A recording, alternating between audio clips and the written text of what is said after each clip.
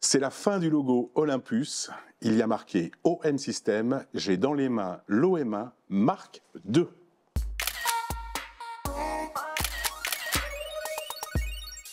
Salut, bienvenue sur Love Light. Aujourd'hui, on vous dit tout sur l'OM1 Mark II. Pour cela, je reçois Thierry Bourque. Bonjour Thierry. Bonjour. Et puis bien sûr, Alban. Ah ben là, moi j'ai de la chance parce que je tiens l'OM1 Mark II dans les mains. Voilà. Il y a plein de choses assez exclusives, mais on va tout savoir avec toi. Oui, alors ce qu'on va faire, Thierry, c'est qu'on va essayer de voir un petit peu à quoi est destiné cet appareil, puisque quand même, chez OM System, ce genre de modèle a quand même une vocation, un proverbe, une citation.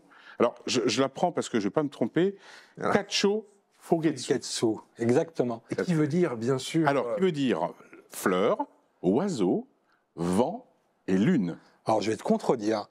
On commence par les oiseaux. Si tu dois respecter l'ordre des éléments, c'est d'abord les oiseaux. Et effectivement, de manière générale, on parle de la nature à travers ce terme qui est un terme très répandu au Japon.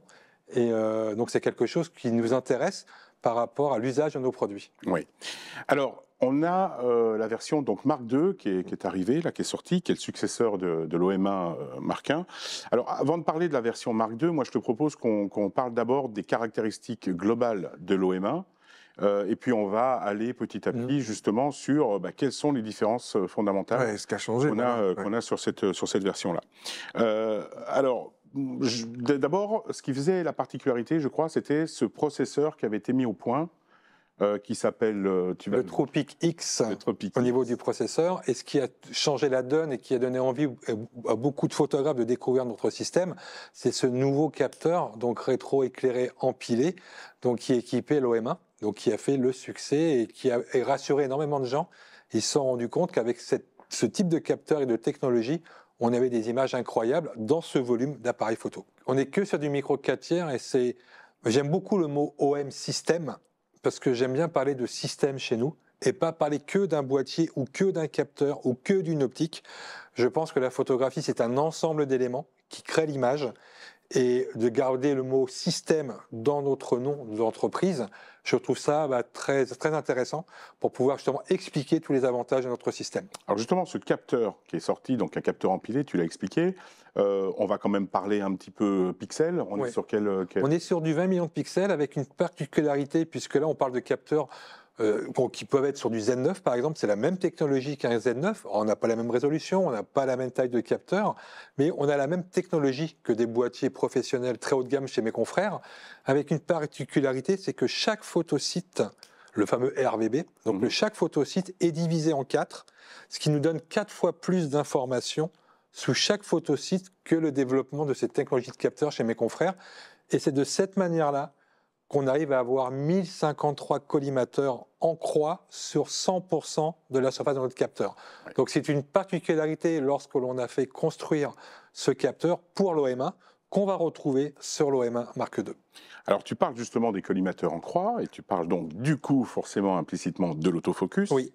Alors là par contre on va peut-être aborder justement ce qui a été l'élément différenciateur sur le Mark II, puisqu'il y a une grosse refonte qui a été faite au niveau de l'autofocus. En fait, ce qui est intéressant, c'est que déjà l'OM1 était reconnu comme un appareil très rapide au niveau de l'autofocus, mais de plus en plus, on parle maintenant de l'intelligence artificielle. On voit que beaucoup de marques, et un peu partout, on parle d'intelligence artificielle. Donc ce boîtier était un des premiers à intégrer l'intelligence artificielle pour la détection des voitures, des motos, des trains, des avions. On a intégré ensuite la mise... tout le monde le fait aujourd'hui. Aujourd'hui, bien sûr, mais on a ça, nous, depuis plus de 5 ans. Sur certains de nos produits. Donc l'évolution, en allant vers la nature, c'est d'avoir intégré la détection automatique des oiseaux. Et on a également la détection, alors il est marqué dans le produit, les chiens et les chats. Maintenant, au niveau des mammifères, de manière générale, on arrive également à faire de la mise au point sur des mammifères de manière générale. Mais la particularité reste la détection automatique des oiseaux, qui est très complexe à mettre en place, puisqu'un oiseau, il y en a tellement qui existe, avec des déploiements des ailes, et tout cet algorithme doit être hyper précis en fonction du déplacement des ailes, en fonction de la taille du bec, des yeux. Donc tout ça fait que l'algorithme doit être hyper précis. Et sur l'OM1 Mark II, on a travaillé justement dans cette direction pour rendre notre produit encore plus discret. Donc vous verrez sur les vidéos, À un moment donné, on voit très bien que aujourd'hui, l'OM1 Mark II, s'il prend la forme de l'oiseau, il la mémorise. C'est-à-dire que si l'oiseau, en priorité, il voit la tête, la mise au point... On voit actuellement sur l'image, ça grâce sur l'œil et sur la tête de l'oiseau. Et si à un moment donné, la tête de l'oiseau disparaît, il a mémorisé le corps et sans perdre de temps, il va non pas recalculer la mise au point, mais il sait qu'il est sur le même oiseau, il continuera la mise au point sur le corps de l'oiseau, même s'il ne voit pas la tête. Oui, comme c'est le cas là, on voit passer cet oiseau qui passe devant. Et là, on voit qu'il ne décroche pas et l'oiseau qui reste fixe, lui, au bord. Et toi, tu bouges avec le... Très bien. Un autre point également qui a été, peut-être pas amélioré, mais en tout cas qui a été mis en place, c'est le lock. Oui. Sur cet autofocus. Alors le lock, en fait, c'est une fonction qui nous avait été demandée, puisque, à juste titre d'ailleurs, lorsque vous êtes sur un environnement de nature, s'il y a plusieurs oiseaux dans votre composition d'image, l'appareil voit plusieurs oiseaux. Et à ce moment-là, il va choisir, lui, via l'intelligence artificielle, sur quel oiseau la mise au point va se faire. Aujourd'hui, on peut affecter un raccourci sur le boîtier, et en tournant ensuite la molette, vous allez pouvoir déplacer l'AF sur l'oiseau que vous souhaitez avoir en mise au point, et pas avoir l'intelligence artificielle qui choisisse à votre place. Exactement. Également un point, et ça je pense que c'est dû à la rapidité du processeur, mais fini le blackout. Oui, le blackout, c'était un élément aussi qui était déjà amélioré sur l'OM1 et qu'on a carrément enlevé sur un OM1 Mark II, puisque maintenant, ce qu'on appelle le blackout, c'est quand vous venez sur un suivi. Pareil, je vais reprendre l'exemple des oiseaux, on pourrait rester dans la même thématique. À un moment donné, si vous suivez l'oiseau, quand vous déclenchez, vous avez clac, clac, clac, clac, et là, à ce moment-là, votre œil perd l'oiseau. Là, maintenant, vous allez suivre, et c'est comme si j'avais une caméra vidéo, en fait. L'appareil, sans avoir ce fameux blackout, vous allez suivre votre sujet, et l'appareil continuera à faire des photos sans vous donner l'impression de perdre de vue votre sujet. Oui. Un autre point également, c'est l'amélioration du buffer, puisqu'il a été doublé. Ouais, c'était pas mal. Hein. C'est bien ça. Ouais, j'ai bien aimé. Les commentaires, il a dit un buffer. L'amélioration du buffer qui a été doublé. Alors, on a même plus que doublé. Oui. En fait, on a intégré, là, cette fois-ci, un élément physique dans le boîtier, puisque on a gardé le buffer initial de l'OM1 et on a rajouté physiquement un deuxième buffer qui nous a permis de plus que doubler les capacités de la mémoire tampon que propose l'OM1 première génération. Donc l'OM1 Mark II, on passe de 93 images dans le buffer à 213 images dans le buffer de l'OM1 Mark II. Donc ça nous permet, encore une fois, de la photo animalière, et ces cadences peuvent être travaillées en RAW et JPEG jusqu'à du 120 images par seconde. Donc quand vous êtes sur un suivi de sujet, c'est intéressant d'avoir une mémoire tampon qui absorbe vos déclenchements avant d'aller écrire sur votre carte mémoire. Aussi rapide soit-elle, c'est intéressant d'avoir un boîtier qui stocke de façon à pouvoir continuer, parce que quand vous êtes sur un suivi d'animal, c'est rien de plus désagréable que quand vous déclenchez à un moment donné, c'est bloqué parce que la mémoire est pleine. Ouais. Là, on a plus que doublé sur l'OM1 Mark II cette possibilité. Avant de continuer de voir un peu les fonctionnalités, et notamment comment les ingénieurs d'OM System et de l'OM1 ont placé certaines fonctionnalités, je voudrais revenir sur cette notion du micro 4 tiers. Oui. Parce qu'en fait, l'ADN d'OM System, si j'ai bien compris ce que tu m'as expliqué, c'est d'abord effectivement d'être orienté nature, mais également d'être orienté encombrement. Oui. Et de ce fait, le fait d'avoir un micro 4 tiers, tout est réduit finalement. Oui. Et on a un encombrement minimum et en même temps des ratios de coefficients multiplicateurs au niveau des optiques. Oui, absolument. Alors, explique-nous un petit peu ça. Alors, en fait, ce qui fait la taille d'un ensemble, je rappelle, le système, ça va être notre capteur et de notre optique. Aujourd'hui, on voit que mes confrères font aussi des boîtiers compacts et légers. Par contre, dès que vous remettez des optiques qui doivent couvrir une surface de capteur, donc si votre capteur, je schématise, fait cette taille-là, votre lentille fera cette taille-là. Si le capteur est plus petit, comme mon point, votre lentille fera le tour pour aller couvrir la surface de votre capteur. Là, ce qu'Alban a dans les mains, on a un équivalent, puisque tu as raison, les indications qu'il y a sur nos objectifs, il faut les multiplier par 2 pour retrouver nos équivalences 35 mm, full frame. Full frame. Donc, un 12-40 en version 2.8, Alban, ça correspond à quoi? Je suis un 24. En 12, je suis un 24. Oui. Voilà. Donc là, on est sur un 24-80 à 2.8 d'ouverture. puisque la lentille arrière de notre objectif est plus petite que la lentille arrière de mes confrères pour couvrir la surface du capteur dans son intégralité. Donc ça veut dire que la magnifique optique qu'on a sur la table là, qui est un 150-600, oui, qui est l'autre nouveauté, qui a été annoncée récemment. Ouais, belle bête, mais par contre cette belle bête, elle correspond à un full frame, à un 300-1200. Exactement. Là, tu as un 1200 en termes de cadrage, tu as un 1200 mm à 6,3 d'ouverture en équivalent full frame. Oui, donc l'équivalent full frame, avant se plaint du poids, mais là, sur un full frame, l'équivalent, ce serait... Ça ne fait pas partie des plus légers. Ce serait encore beaucoup plus gros. Donc c'est vrai qu'effectivement, en termes d'encombrement, c'est vrai que moi, j'aime bien relativiser. Je dis aux gens, je peux comprendre, moi j'entends toujours ce que les gens me disent, à un moment donné, il faut savoir aussi écouter les gens. Et comme Alban me le dit, il est lourd, oui, mais c'est un 1200 mm. C'est-à-dire que si je devais travailler en photographie, en cadrage 1200 mm avec une marque X ou Y, peu importe, je vous laisse regarder la taille que devrait faire l'optique et le poids que devrait faire l'optique pour avoir un cadrage 1200 mm à 6,3 d'ouverture. Ce serait, ça ne tiendrait pas sur les tables. Hein, tiens, combien que ça coûte pour avoir un 1200 avec mon fameux capteur? Là, on est à 2700 €. 2700 €. C'est le prix d'un 70-200 chez les confrères. Chez d'autres. Pas tout chez les autres. Bien sûr. Plus cher, moins cher. Enfin, là, je vous laisse pas de problème. Libre parole. On va débattre tout de suite. Le prix des 77, c'est absolument sujet. On en parle après. On en parle un autre jour. Alors revenons. Donc je pense que c'est assez clair. On est sur un micro 4 tiers, mais on a un encombrement effectivement qui est réduit. Je suppose que les détracteurs pourraient éventuellement apporter des éléments micro 4 tiers par rapport à un plein format.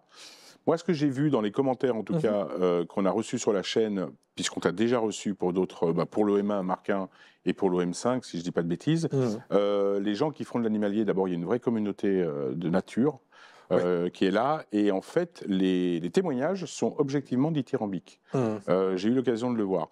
Donc, ça veut dire que ça répond de toute façon à une demande et que moi, c'est le retour. Très honnêtement, c'est le retour que je préfère, c'est les utilisateurs. Bien sûr. Après, je ne dis pas que j'écoute pas ce qui se raconte ailleurs. Je dis pas. Moi, je travaille avec la presse, je travaille avec vous, j'écoute tout le monde. Après, moi, je suis sur le terrain. Je vais sur les événements, je vais sur les salons et je suis confronté aux gens. Je ne reste pas dans ma tour d'ivoire en me disant je sais tout, je connais tout, j'ai tout vu. J'aime bien aller à la rencontre des gens. Et moi, mon plaisir, c'est ça, c'est de voir des gens qui me remercient. Ah bah merci, grâce à vous. Avant, je ne pouvais pas plus faire de photos parce que j'avais mal au dos. Grâce à vous, je peux refaire de la photo. Et ça marche super bien. Grâce à vous, on le voit, c'est un débat aussi dans la photo animalière, ce qu'on appelle vulgairement le bokeh. Le bokeh, plein format, micro 4 tiers. Et là, c'est un sujet. Et aujourd'hui, moi, je suis très heureux de voir de plus en plus de jeunes photographes qui refusent ce bokeh parce que le bokeh ne permet pas, ou de façon très compliquée, d'intégrer l'animal dans son environnement. C'est vrai. C'est-à-dire que quand tu fais une photo d'un gros plan d'un oiseau, tu l'as pris dans un zoo, tu l'as pris en haut d'une... Enfin, si tu ne mets pas l'oiseau dans l'environnement dans lequel il se trouve, c'est très compliqué. Et aujourd'hui, notre système, justement, permet d'avoir plus de profondeur de champ. Et si tu as plus de profondeur de champ, tu as plus de détails dans l'environnement dans lequel se trouve l'animal que tu veux mettre en valeur. Évidemment. Donc, moi, je trouve plus intéressant, et c'est très personnel, et encore une fois, je respecterai toujours la façon de travailler des autres, mais moi, je préfère me rendre compte dans quel environnement se trouve l'animal, plutôt que de me dire, je schématise, je vais aller aux eaux de Vincennes, et puis je vais faire croire que j'étais en Afrique. Non. Aux eaux de Vincennes, si tu floutes tout, tu ne vois pas le grillage, tu peux y faire croire ce que tu as envie. Non, mais c'est pour ça qu'on invite les marques, et encore, je le précise, on t'a invité. Oui, je vous remercie d'ailleurs. Il n'y a pas d'échange commercial. Je vais me permettre de vous remercier, de donner la vérité, parce que des fois, les gens imaginent plein de choses. Il n'était pas prévu que je vienne, et j'ai reçu un coup de fil où tu m'as invité, donc je te remercie beaucoup, pour pouvoir parler de ces nouveautés. Donc merci à vous deux. Et je suis très heureux de l'avoir, parce que, il est très léger. Alors, ce que je voulais dire, parce que je le tiens depuis tout à l'heure quand même. Très léger. Il y a une super prise en main. Voilà. Et moi, ma question, c'est, j'hésite, qu'est-ce qui me fait acheter celui-là par rapport à un autre? Alors, le micro 4 tiers, on en a parlé, sur son prix, ou la robustesse, parce que là, on sent qu'il est...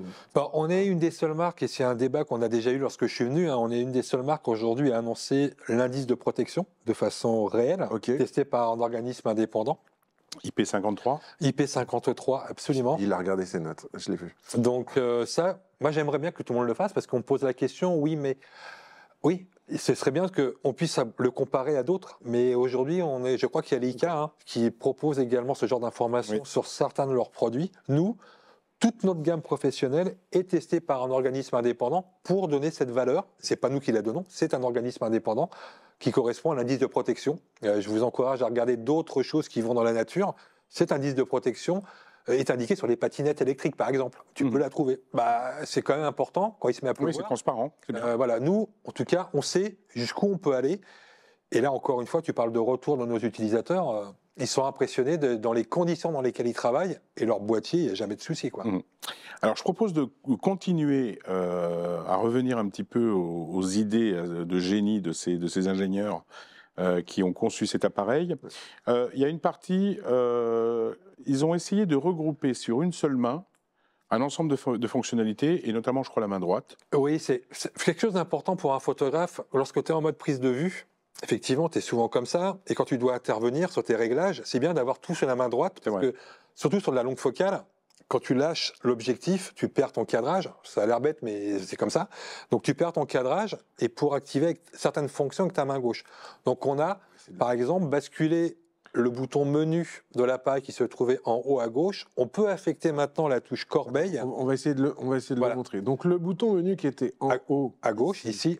Maintenant, on peut affecter, en termes d'usage, la corbeille qui se trouve à droite peut maintenant servir de menu pour appeler les menus de l'appareil. Comme ça, tu gardes ta position. D'accord. Et avec ton pouce, tu vas chercher la corbeille et tu vas pouvoir naviguer tout en gardant ta façon de travailler et ton cadrage pour ne pas perdre le sujet sur lequel tu es en train de... D'accord. Et j'ai tout de suite senti aussi au niveau des boutons, ça je ne l'ai pas vu ailleurs, sauf à dire une bêtise, mais juste ici, alors je vais essayer de bien le montrer, voilà, on va prendre le temps de bien le montrer.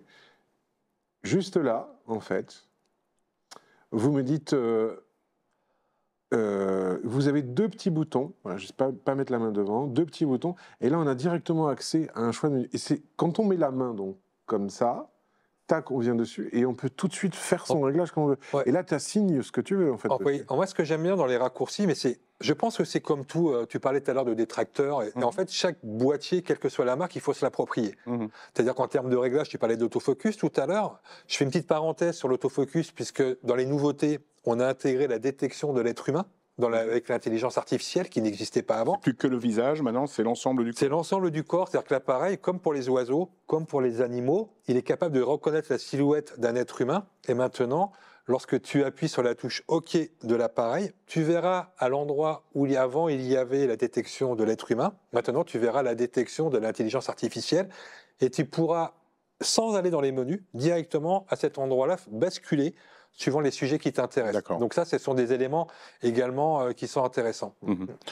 On va passer maintenant, moi, ce qui me plaît et qui sont quand même des choses qu'on ne voit pas sur les autres appareils photo, ce sont tous les fonctionnalités qui évitent de rajouter des équipements. Alors, on avait parlé, quand on était précédemment sur d'autres capsules, de la pause longue. Oui, ce qu'on appelle le Live ND. Le Live ND, on va en revenir juste après. Et puis également, il y a d'autres nouveautés qui ont été rajoutées. Alors, le Live ND, on va commencer par le ND. Là, ici, j'ai entre les mains donc un filtre ND qui va permettre de pouvoir faire une pause longue, puisque la problématique d'une pause longue, je le rappelle, c'est on veut par exemple faire un effet de mouton sur l'eau.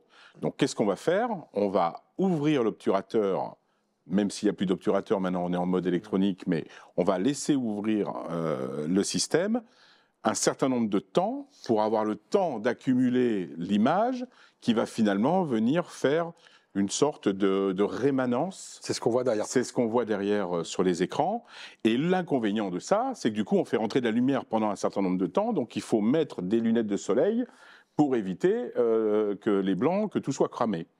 Eh bien, OM System a mis automatiquement dans l'appareil un système de filtre comme celui-ci. C'est ce qu'on appelle la fonctionnalité ND, que tu appelles le Live ND, c'est ça?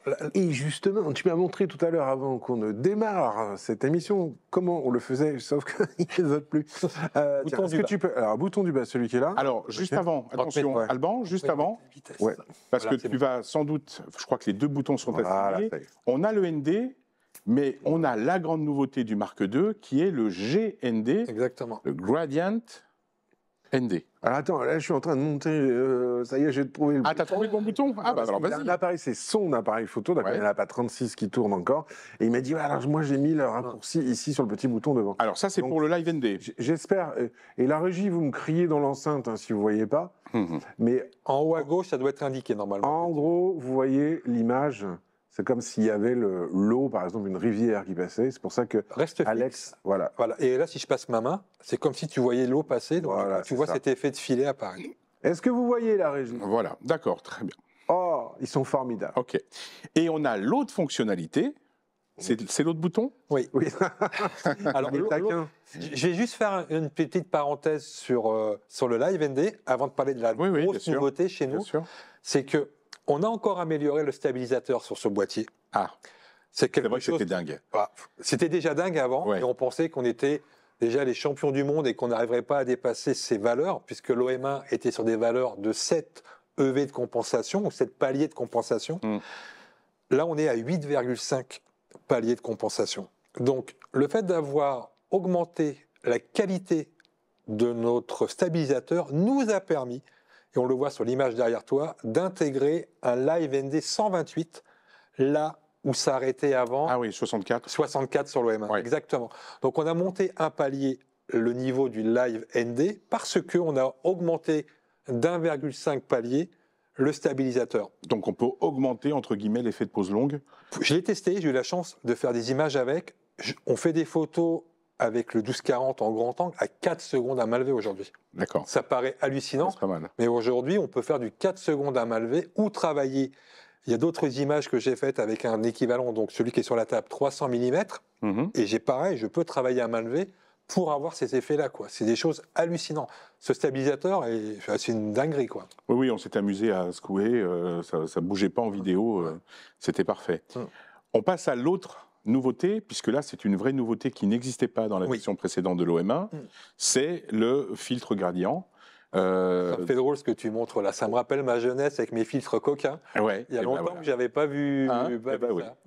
J'ai fait exprès de les amener pour bien montrer. En fait, l'idée, c'est de pouvoir faire un filtre ND, mais que sur une partie de l'image, et puis de faire un dégradé. Alors, j'imagine qu'ils n'ont peut-être pas été jusqu'au bout du bout, c'est-à-dire de faire un filtre dégradé médium, hard, dur, ou doux, soft. Si? Alors, je vais te contredire. T'as tout. C'est vrai? Ouais. Ah bah voilà, je posais la question. Donc, en fait, tu vas pouvoir lui affecter 3 valeurs de filtre gradué. Donc, valeur 2, 4 ou 8. Et sur chaque... Là, par exemple, je suis en 2. Voilà. Et sur chaque valeur de filtre gradué, tu peux lui affecter un traitement doux, moyen ou hard. Et ben voilà. Donc, sur chacune de ces valeurs, tu pourras affecter le réglage que tu le souhaites. Très intéressant. Ça marche sur le RAW et pas sur le JPEG. Ah bon? Donc on imagine souvent que les traitements d'image sont affectés au JPEG. Là, non. Ton effet sera sur ton fichier RAW. Et comme on est sur un hybride, en temps réel, tu vois la compensation, comment je pourrais dire, le réglage du filtre gradué que tu es en train d'affecter, tu vas la voir apparaître sur ton image et de manière immédiate. Et en plus, avec la possibilité de faire une rotation. Mais c'est ce que je montrais là. C'est ce que tu montrais, mais je ne le vois pas. Bien sûr, alors voilà la rotation. Voilà.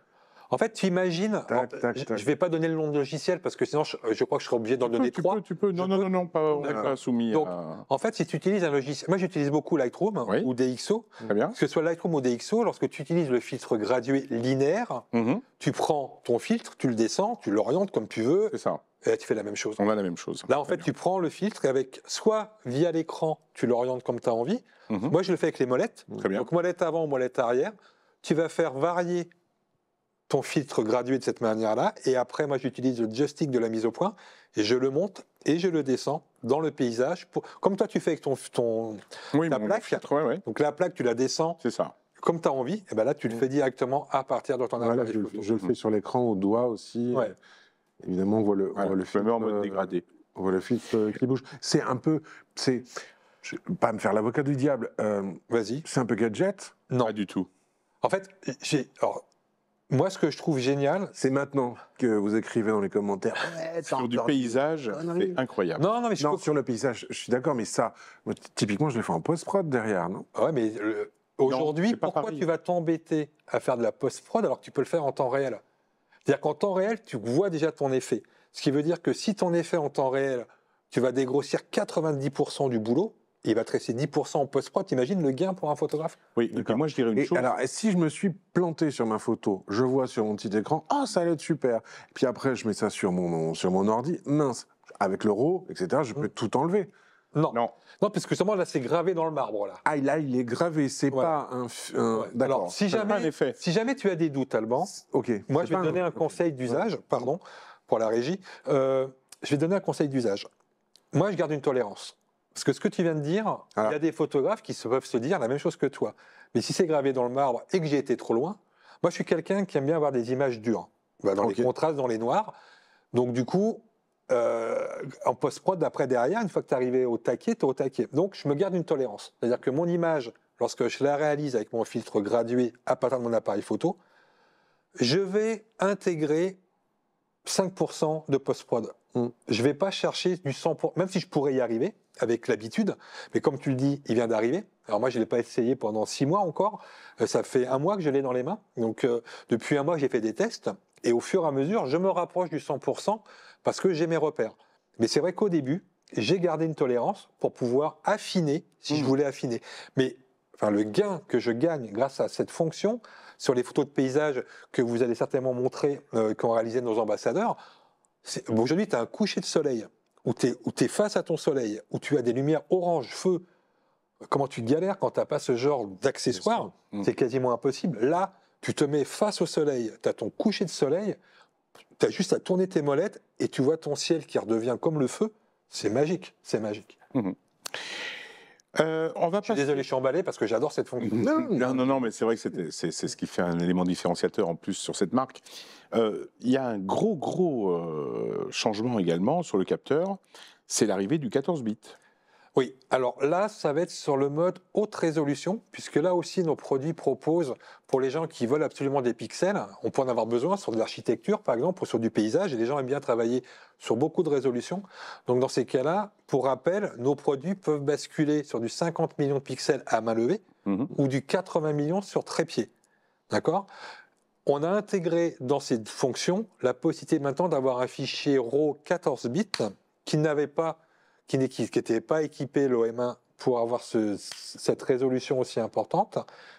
Aujourd'hui, l'OM1 Mark II propose un fichier RAW 14 bits qui va nous donner 3 fois plus d'informations de tonalité, donc de détails, ce que vous voulez, quand vous allez retravailler votre fichier RAW par rapport à l'OM1. Et surtout au niveau des couleurs, puisqu'en fait, c'est ça l'élément différenciateur, c'est de pouvoir avoir ces fameuses puissances de 2 qui ressemblent à ces bits, et on arrive à 14 bits, donc 8 bits 256, 12 bits 16 389 et ainsi de suite.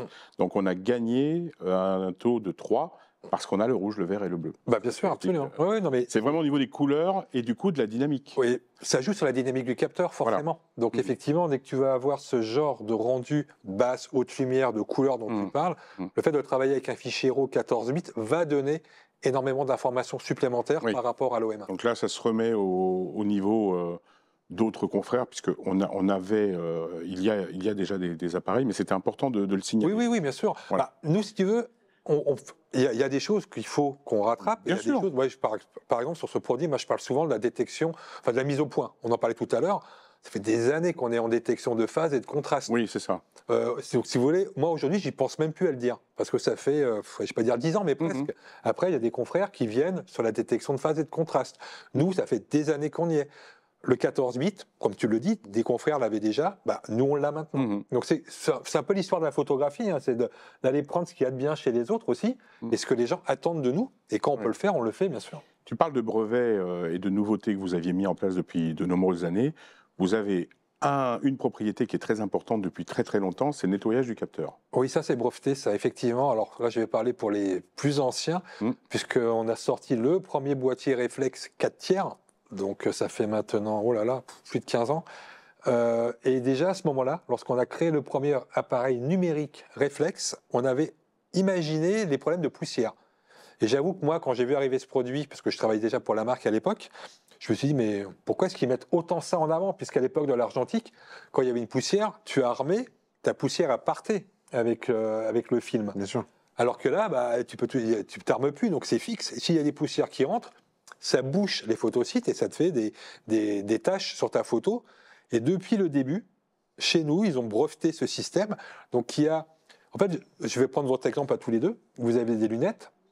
C'est le système anti-poussière. Votre œil, c'est le capteur. Et donc, à chaque fois que vous faites on-off sur notre appareil, vos lunettes vibrent à 30 000 vibrations par seconde sur ce modèle.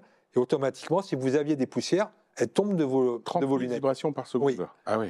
Et là, c'est juste le on-off de l'appareil qui permet d'activer la fonction. Ok. Alors, on a fait le tour de la photo. Maintenant, on va passer à un autre point qui est d'ailleurs très prisé par Alban, c'est la vidéo. Oui. Alors, je voudrais voir un petit peu je voudrais que tu puisses un petit peu nous expliquer qu'est-ce qui a été rajouté, on en est où, puisque c'est un appareil, bien entendu, qui fait de la vidéo, qui a un stabilisateur, on vient de le dire, et pas des moindres. Quelles sont donc les nouveautés qui sont arrivées sur ce Mark II au niveau de la vidéo, Thierry? Déjà, juste avant, je te coupe 2 secondes.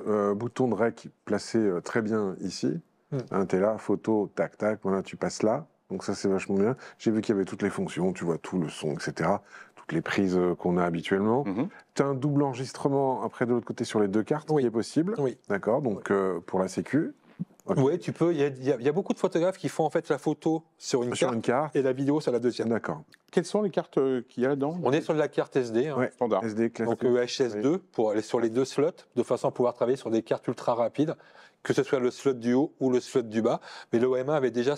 On a des produits à une époque de notre vie d'Olympus. Le slot du haut était pour la carte rapide et le slot du bas n'était pas adapté pour les cartes rapides. Aujourd'hui, donc depuis l'OM1, quel que soit le slot, UHS2, carte rapide. D'accord, ok. Alors vas-y, les spécificités de la vidéo. 4K, 60p? Oui. On est en 4K, 60p, on est en 240 toujours. Mais on a repris en fait les fonctions de l'OM1 en vidéo. Alors pour ceux qui ne la connaissent pas... Donc voilà, donc on est en 60K. 60K, on va la refaire en 4K.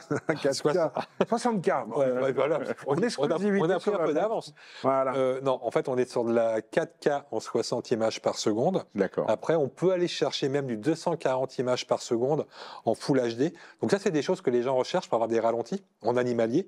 J'ai quelques vidéastes animaliers qui ont fait des sauts de renard dans la neige au ralenti. C'est juste magnifique parce qu'ils font ça à main levée, comme tu le disais, avec le stabilisateur. C'est ça. Après, pour la vidéo, on a toujours la possibilité de travailler avec un micro externe. Donc on peut brancher notre gamme audio, les LSP5. Le LSP5, vous sortez casque et vous entrez micro sur l'OM1 Mark II. D'accord. Et le LSP5 est un enregistreur professionnel. Donc vous allez pouvoir avoir un son digne. C'est même supérieur à la qualité d'un CD. Et on peut brancher un casque dessus. Absolument. Bien sûr, ça. Le prise de casque. Ça, c'est un peu sur tous. Tout, maintenant. Eh bien non, pas sur tous. Il y a des marques où il y a qu'un seul, on en parlera plus tard. Mais tu veux pas rire? Non. En 2024 aujourd'hui? Non, en boîtier pro, moi j'en connais pas. C'est vrai que nous, par exemple, sur l'OM5, il n'y a pas d'entrée casque, il y a une entrée micro, mais l'OM5 est un produit dédié aux experts, au grand public, si tu préfères. Mais le pro a toujours une entrée casque. Très bien. Donc la nouveauté en vidéo, ont énormément apprécié nos ambassadeurs, c'est de pouvoir maintenant filmer en vertical. Alors je sais que ça semble tellement logique de filmer en vertical aujourd'hui, mais il y a très peu de boîtiers qui le font. Et pourquoi est-ce que les ambassadeurs ou les photographes, dans leur généralité, apprécient de filmer maintenant en vertical? Pour les réseaux sociaux. Voilà, on a besoin de communiquer aujourd'hui. Un photographe est obligé de communiquer, et un des moyens de communication, ce sont les réseaux sociaux. Et les réseaux sociaux diffusent les vidéos, non pas à l'horizontale, mais à la verticale. Donc là, maintenant, tu filmes à la verticale, tu utilises l'application OI Share, et tu vas pouvoir, ou OM Share, et tu importes directement sur ton téléphone la vidéo que tu as faite avec ton OM1 Mark II. Elle est déjà au format des stories ou des réels, et tu diffuses immédiatement. Tu n'as plus à avoir besoin de passer par un logiciel chez toi pour la remettre à la verticale. Alors c'est très bien, tu parles de logiciel, on va même parler aussi d'un petit logiciel qu'on installe sur son ordi, puisque maintenant l'appareil peut servir de webcam. Oui, alors je ne suis pas naïf, on ne va pas acheter un OM1 Mark II pour faire de la webcam. Non, mais ça marche. Mais je trouve que c'est une option. Non, on l'avait déjà. Ah, vous l'aviez déjà ? Alors pas sur l'OM1, mais on l'avait sur l'OM5. D'accord. Et moi, je fais beaucoup d'interventions chez moi. Il est là l'appareil. Si j'ai besoin d'une bonne webcam, bah, je peux mettre une optique ouvre à 1.2. Alors moi, j'utilise souvent le 25 ou le 17 à 1.2 chez moi. Avant de trouver une caméra qui me donne cette qualité-là, je vais chercher. Là, l'appareil me le propose. Ce serait bête de m'en priver. Bien sûr. C'est une option supplémentaire qui existe. Bah, je trouve que c'est quand même bien d'avoir ce genre de choses. Quand on a besoin, tu es en déplacement, tu as besoin de faire une conférence, tu mets directement ton appareil sur ton ordinateur et tu peux te filmer de manière qualitative et le son également à partir de ton appareil photo. Très bien. Je vois Alban qui a une batterie dans les mains. Oui. C'est les mêmes batteries. J'ai un OM de la première génération. Je passe au 2. Je change pas de batterie. Si je te dis non, ça ne va pas te faire plaisir. Alors je vais te dire oui. Bon, okay, voilà, très bien, parfait. Donc c'est 100% compatible. Il est toujours, il a la même capacité, même durée sur une batterie à peu près. Absolument. Il n'est pas plus gourmand. Non, non. Ce qui est intéressant, c'est vrai qu'on nous l'a souvent, mais pas qu'à nous. Lorsqu'il y a un nouveau boîtier, il faut changer le grip, il faut changer les batteries. Et c'est vrai que pour le photographe, c'est désagréable. Et là, je peux vous assurer que 100% des accessoires OM1 vont sur l'OM1 Mark II. Que ce soit les batteries, les flashs, voilà, tout ce qui existe comme accessoire, c'est compatible. Okay. Bon, l'heure tourne. Moi, je propose de passer au nerf de la guerre. Combien ça coûte ? Combien ça coûte ? Allez, combien tu nous le fais ? Et pour vous, un spécial prix tout de suite avec le code. Allez, vas-y. De toute façon, on l'a piégé là. Ça coûte combien ? Non. C'est vrai que moi j'aime bien parler photo. Je suis moi dans le commerce. Moi, je suis plus dans la technique et dans la photographie. Alors, juste une petite parenthèse. On te retrouve sur la chaîne OM System. Oui, c'est vrai qu'en ce moment, on a beaucoup d'interventions. Donc, je suis très heureux. Vous voyez, je vais finir avec vous et je vais enchaîner derrière. On a beaucoup d'interventions de nos photographes parce qu'encore une fois, j'aime donner la parole aux utilisateurs. Donc, j'ai 5 ambassadeurs là qui vont parler du produit. Et bien sûr, on pourra voir en replay sur la chaîne OM System l'ensemble des interventions que j'ai pu faire moi pour expliquer, comme je le fais avec vous, le produit dans les détails, répondre aux gens qui se posent des questions. Là, c'est pareil, j'essaierai au maximum de répondre aux questions que vous aurez sur votre chaîne. Et puis, on aura des interventions d'utilisateurs photographes qui donneront un avis réel et concret et pas que quelqu'un comme moi qui parle de technique. On a envie de voir des images et je trouve que c'est important. On revient sur le prix. On est début février 2024. Oui. Je sais qu'OM System a une opération un peu particulière. Oui, je propose de nous en parler. Oui, c'est vrai. Et de nous dire le prix. Alors, déjà, le prix, le boîtier, sans objectif. Alors, on est à 2399 boîtiers nus. Très bien. Avec l'ensemble que tu as dans les mains, on est à 2999. Qu'est-ce que c'est l'appareil de c'est un 12, ça c'est un 1240, donc 1240. Je rappelle l'équivalent 2480 en 2.8. Oui, 2.8. Constant. Ah oui. D'accord. Et il y a une OP, si les personnes achètent juste le boîtier... On peut faire son kit. Moi, je trouve ça intéressant parce que j'entends souvent en magasin, et il y a toujours les exceptions à la règle. Oui. Nous, on essaye d'aller vers la généralité. Non, je vais poser sur la table comme ça, ils vont tous voir un petit peu le... Voilà, j'aime bien que tu prennes celui-là. Le premier, là, que tu avais dans les mains, c'est parfait. Voilà. En fait... Je le prends là. Il y a des gens qui partent du principe que moi, dans mon usage, j'ai besoin de ça. Moi, dans mon usage, j'ai besoin de ça, mais les marques imaginent le plus grand nombre. Oui, donc, on met ce qu'on appelle un tranche standard. Donc là, le 1240, 2480, c'est hyper standard. Oui. Mais il y a des gens qui aiment aussi avoir de la polyvalence. Donc, on pourrait très bien prendre le boîtier nu, choisir le 1200 que tu as dans les mains, qui fait donc un 24-200 à 4 d'ouverture constant stabilisé. F4, ok. C'est une des optiques que les gens préfèrent utiliser chez nous à la place de celui-là. Donc, du coup, si vous voulez faire votre kit, vous aurez 300 € de remise en achetant le boîtier seul et cette optique, vous aurez 300 € de remise sur le prix. Je rappelle qu'on est début février 2024. Si vous regardez cette capsule dans 6 mois, il est possible que l'opération... On est le 27 février 2029. Voilà. Il est possible que cette opération n'existe plus. Donc, venez pas laisser des messages. Et que nous, c'est normal. Voilà, c'est ça. Je rappelle que c'est une offre de lancement. Voilà. Donc, ça porte son nom. On est d'accord. Donc, c'est pour le lancement du produit. Donc, il y aura, pour les gens qui veulent jouer à la polyvalence, il y aura celui-là, donc le 1200. Les gens qui veulent compléter le 12-40 en 2.8, on peut mettre le 40-150 en 2.8. Comme ça, tu vas du 24 au 300 en 2.8, en équivalent 24-36 toujours. Et ceux qui veulent faire de la macro, il y aura le 90 macro qui sera dans l'offre également. Le fameux 90 qui est posé sur la table, ouais, et puis, qui a une réputation, ce 90 macro, absolument incroyable. On a beaucoup de gens qui sont venus nous voir à Montier-Anders, justement, et qui ont basculé chez nous grâce aux optiques. Alors, je pense souvent aux 150-400, aux 100-400, et le 90 en fait partie des optiques qui ont fait venir tester nos produits. Parce que moi, j'aime bien que les gens essayent, hein, il n'y a rien de mieux. Et là, dans ces cas-là, le 90, quand ils se rendent compte du rapport de grossissement qui n'existe nulle part ailleurs, puisque c'est un équivalent 8 fois chez mes confrères, donc c'est juste incroyable. On peut mettre les téléconvertisseurs dessus, comme d'ailleurs sur le 150-600 et on monte à 2004. On pourrait monter jusqu'à 2400 mm avec. Quoi. Donc, l'équivalent full frame, oui. Donc c'est vrai que les optiques, en tout cas, aident à faire découvrir notre système. Thierry, merci pour toutes ces explications. J'espère que vous en savez un petit peu plus sur l'OM1 Mark II. Ce qu'il faut retenir, c'est qu'il y a beaucoup de choses qui ont été remises à niveau. Il y a énormément de nouveautés par rapport à la version Mark I. Et puis surtout, vous avez des fonctionnalités qui ne sont pas dans d'autres appareils photo, puisque nous, sur le plateau, on a l'habitude de recevoir plein de marques. Et effectivement, les filtres, enfin, il y a plein de choses, on aura l'occasion d'en reparler. Avec grand plaisir. Merci Thierry. Alban, à très bientôt. À très bientôt. Et puis d'ici là, je vous dis bisous.